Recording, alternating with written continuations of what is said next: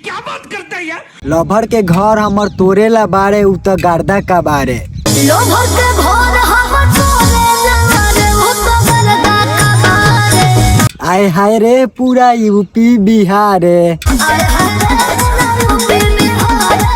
आय हाय रे हिला दिल बारे। हाँ तो भाई लोग भोजपुरी के सिंगर बारन गोलू राजा, हमको नहीं पता, जौन स्टेज शो से काफी प्रसिद्ध बारन। अब उनकर एल्बम भी आवता और उनका एल्बम पर भी ढेर सारा प्यार आशीर्वाद मिलता। हमको कुछ नहीं पता। और गोलू राजा एक से एक हिट सॉन्ग देवलन और हिट सॉन्ग देवतारन। खास तौर पे उनकर जो सैड सॉन्ग बानू काफ़ी बेहतरीन आवता और काफ़ी दिल से गावेले।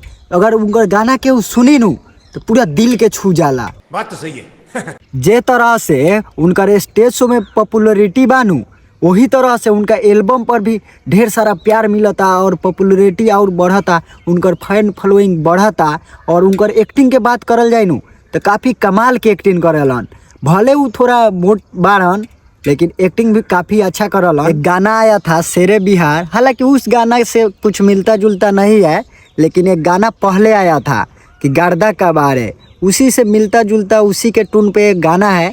वो गाना हालांकि कोई और सिंगर का था लेकिन यह गाना गोलू राजा का है। तो आप लोग जाइए और वीडियो को देखिए, और वीडियो मेरा अच्छा लगा है तो लाइक कमेंट और वीडियो को दबा कर शेयर कीजिए। मिलते हैं नेक्स्ट वीडियो में, बाय।